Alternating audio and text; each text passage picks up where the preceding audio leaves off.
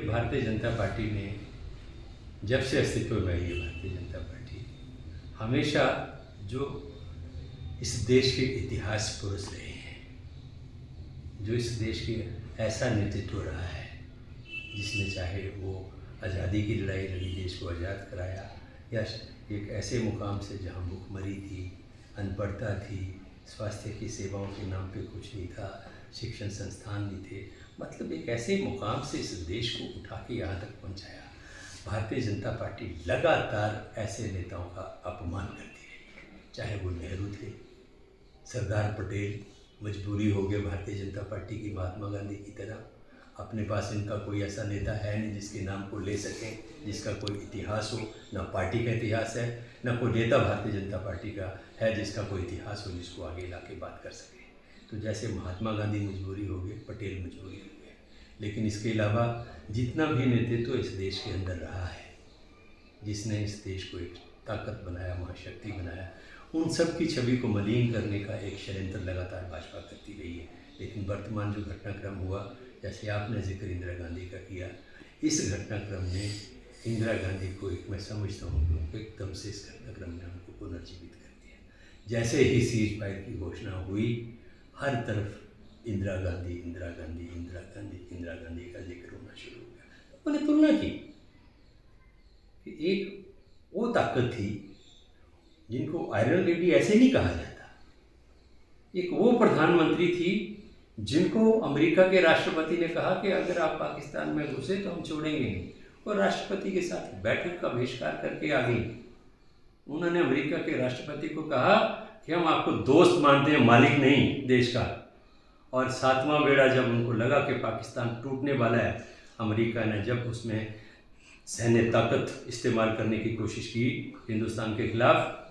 हालांकि इंदिरा गांधी को प्रधानमंत्री बने तब को बहुत समय नहीं हुआ था, नहीं थी, लेकिन उसके बावजूद वो अमेरिका, उस वक्त तो अमेरिका और भारत में अगर शक्तियों की तुलना की जाए, आज तो भारत बहुत ऊपर है,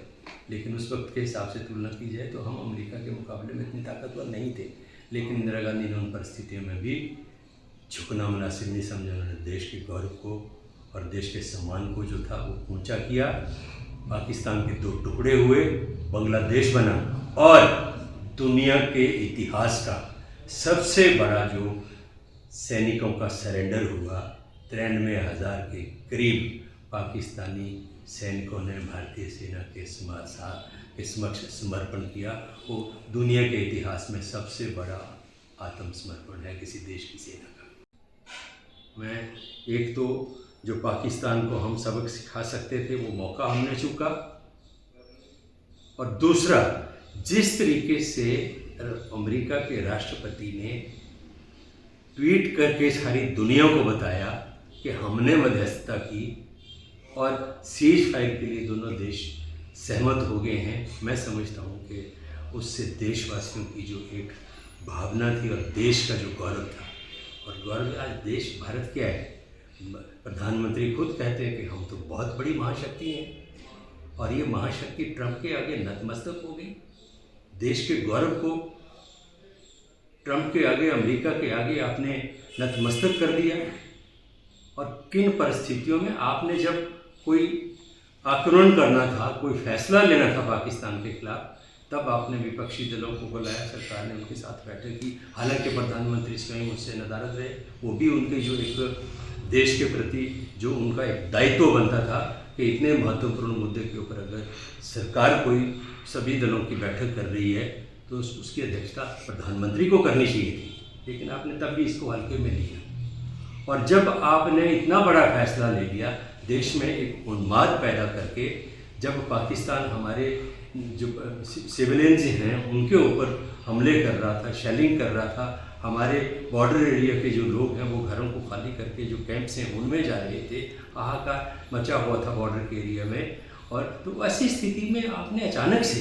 एक देश के प्रमुख के प्रेशर में आकर, अब किन परिस्थितियों में आप आए, हमारी पार्टी मांग कर रही है कि आप संसद का सत्र बुलाइए, सर्वदलीय बैठक बुलाइए, उसमें इन चीज़ों पर चर्चा होनी चाहिए। देश को ये जानने का हक है कि आपने किन परिस्थितियों में ये फैसला